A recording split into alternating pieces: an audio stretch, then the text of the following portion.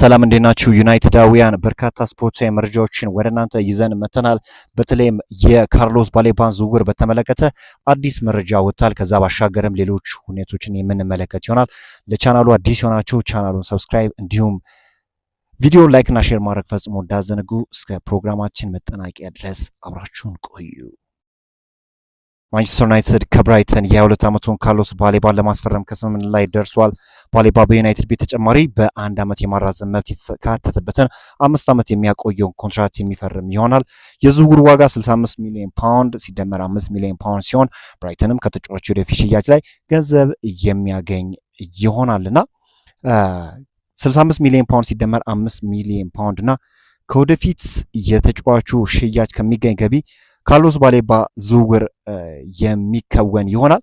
ዩናይትድ በዚህ ክረምት ለአማካኝ ክፍል መልሶ ግንባታው ተጨማሪ ክፍያዎችን ጨምሮ 155 ሚሊዮን ፓውንድ ወጪ አድርጓል። አንድሪ ሳንቶስን 50 ሚሊዮን ፓውንድ፣ የሪድ ተለማንስን 35 ሚሊዮን ፓውንድ፣ ካርሎስ ባሌባን 70 ሚሊዮን ፓውንድ ማውጣት ችሏልና በጣም ስኬታማ የሚባል ዝውውርን ነው ዩናይትዶች በተለይ እንግዲህ አንድ ተጫዋች ላይ በጣም ከፍተኛ የሆነ ወጪን የሚያወጡ ክለቦችን ተመልክተናል። ነገር ግን ዩናይትድ 3 ተጫዋቾች ላይ ነው ወጪ ያደርገውና እንደዚህ አይነት ሁነቶች ደግሞ በተለይም እንግዲህ ዩናይትድ በርካታ መድረኮች ላይ እንደሚሳተፍ ይታወቃል። በተለይ በዘንድሮ የውድድር ዓመት እና ከዛ አንፃር በርካታ ተጫዋቾችን በ155 ሚሊዮን ፓውንድ ማግኘቱ እንደ ዩሪ ተለማንስ በጣም ኳሊቲ ያለው በተለይ ወደፊት እየሄደ ፕሮግሬሲቭ የሆኑ ፓሶችን በማቀበል የማይታማ አይነት ተጫዋች፣ አንድሪ ሳንቶስ በዲኤምኤ ፍሮድ በጣም ድንቅ የሚባል ተጫዋች ነው።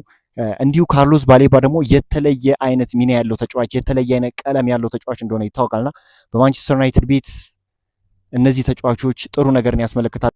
ባሻገር እንግዲህ ሌላ መረጃዎችን የምንመለከት ይሆናል። እንግዲህ የቡድን ዜና በተመለከተ እንዲሁም ማይክል ካሪክ እየሰጣቸውን አስተያየት እንመለከታለን።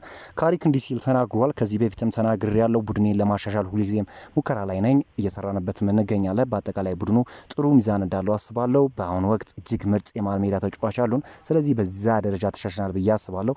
የዝውውር መስኮቱ እስከሚጠናቀቅ ድረስ የሚፈጠረውን እናያለን ያለው ካሪክ ማርከስ ራሽፎርድ እጅግ ከፍተኛ ክህሎት ያለው ተጫዋች ነው። አሁን ላይ ንቁ ሆኖ ይታያል። ከኛ ጋር በመሆኑ በጣም ደስተኛ ብሎኛል። አንድሪ ሳንቶስ ከኳስ ጋር በጣም ምርጥ ነውና በብዛት ወደ ፊት የሚጫወት ሲሆን የቡድን አጋሮችን የቦታ አያያዝ ይረዳል። ለቡድኑ ጥቅም ሲልም ራሱን ይሰዋል። ይህም ሁልጊዜ አስፈላጊ ነው ብሏል። በመከላከል ረገድም በጣም ጥሩ ነው። ጨዋታዎችን በብልህነት እንዴት ማንበብ እንዳለበት ያውቃል። ዩሪ ተለማንስ የምንፈልገውን ሁሉ ያሟላል። የእግር ኳስ ህይወቱን በአብዛኛው በዚህ ሊግ ውስጥ ስላሳለፈ በርቀትም ቢሆን እንኳን ይህንን ክለብ በጥሩ ሁኔታ ያውቋል። ዘግይቶ ቢመጣ እና ከእኛ ጋር በቅድመ ውድድር ዝግጅት ሙሉ በሙሉ መሳተፍ ባይችልም ለመዘጋጀት ግን ይህን ያህል አይከብደውም ሲል ነው የተናገረው።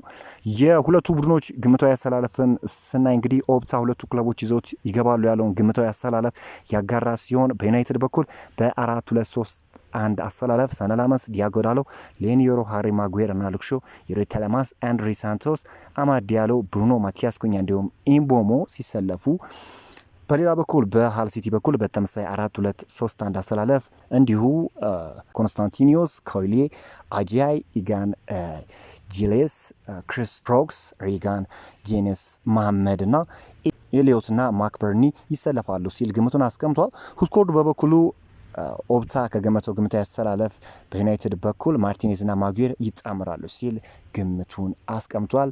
እንግዲህ ይህ ጨዋታ ለዩናይትድ በጣም ወሳኝ ነው። በተለይም የመክፈቻ ጨዋታ ለቡድኑ ስለንቦና ያላቸው ኢምፓክት እጅግ የላቀ እንደሆነ ይታወቃል።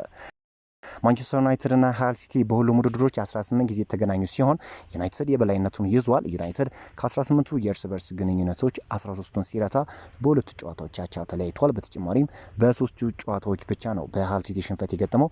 ሃል ሲቲ ከዩናይትድ ጋር የነበራቸውን የመጀመሪያዎቹን 2 የእርስ በርስ ግንኙነቶች ማሸነፋቸውን ታሪክ ያወሳል። በተጨማሪም ሃል ሲቲዎች በ2017 በካራባኦ ካፕ ግማሽ ፍጻሜ የሁለተኛውን ዙር ጨዋታ 2-1 ቢያሸንፍም በድምር ውጤት በዩናይትድ 3-2 ተሸንፈዋል።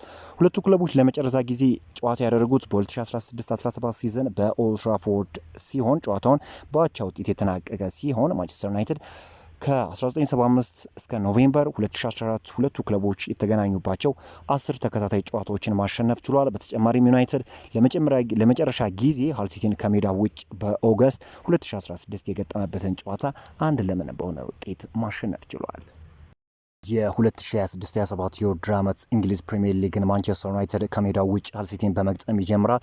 ያለፈውን ሲዝን በሶስተኛ ሆኖ የጨረሰው የካሪኩ ቡድን በታሪክ ለመጀመሪያ ጊዜ በሻምፒዮንስ ሊግ ስድስተኛ ሆኖ አጠናቆ በፕሌይ ኦፍ ያደረገውን ሃል ሲቲን ያስተናግዳል። ዩናይትድ በተለይም በሊጉ ጅማሩ በሚያደርጋቸው ጨዋታዎች ላይ የማይሸነፍ ሲሆን ባለፉት 22 የመክፈቻ ጨዋታዎች ላይም ምንም ሽንፈት አልገጠመውም። በተለይም ማይክል ካሪክ የዩናይትድ ዋና አሰልጣኝ ተደርጎ ከተሾመ በኋላ የሚጀምረው የመጀመሪያ ሙሉ ሲዝን እንደመሆኑ ጨዋታውን ከፍተኛ ትኩረት ስቧል። በዝውውሩ መስኮት ላይም ካልዳሎ፣ ዩሪ ተለማንስና አንድሪ ሳንቶስ የጨመረው ዩናይትድ ከፕሪሚየር ሊጉ ኮከብ ተጫዋች ብሩኖ ጋር በሊጉ ምን ያህል ይጓዛሉ የሚለውን የሚጠቁም የመጀመሪያ ጨዋታ በመሆኑም ተጠባቂ ያደርጓል። ምንም እንኳን ሊጉ ከባድ ቢሆንም ዩናይትድ ካሉበት 38 ጨዋታዎች በቀላሉ 3 ነጥብ በእጁ ያስገባል ተብሎም የተገመተው ጨዋታን የሚያደርግ ይሆናል።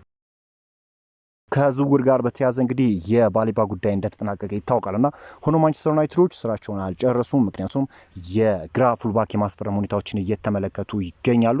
ሊዩሶል እና እንግዲህ ባልዴ በዋነኝነት በዝውውር እቅዳቸው ውስጥ ያሉ ተጫዋቾች ሲሆኑ ዩናይትዶች እንግዲህ በንቃት ተሳትፎ ያደርጋሉ ተብሎ ነው የሚጠበቀው ከዚህም በኋላ በዝውውሩ በተለይ ምክንያቱም በፉልባክ ቦታ ላይ አሁንም ያለባቸው ችግር ይታወቃልና ከዚህ በኋላ በፉልባክ ቦታ ላይ አንድ ተጫዋች የማስፈረም እድል ይኖራቸዋል።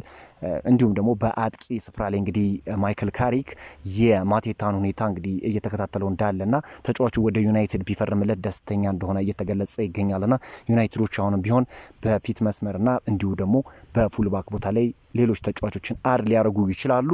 እስካሁን የነበረውን ዝውውር እንዴት ተመለከታችሁት? የካርሎስ ባሌባ ወደ ዩናይትድ መምጣትስ ምን አይነት ስሜት ሰጣችሁ? በኮመንት ሴክሽን ላይ አስቀምጡልኝ። በዛሬው ዕለት ዩናይትድን የተመለከቱ ስፖርታዊ መረጃዎች ምን ይመስላሉ?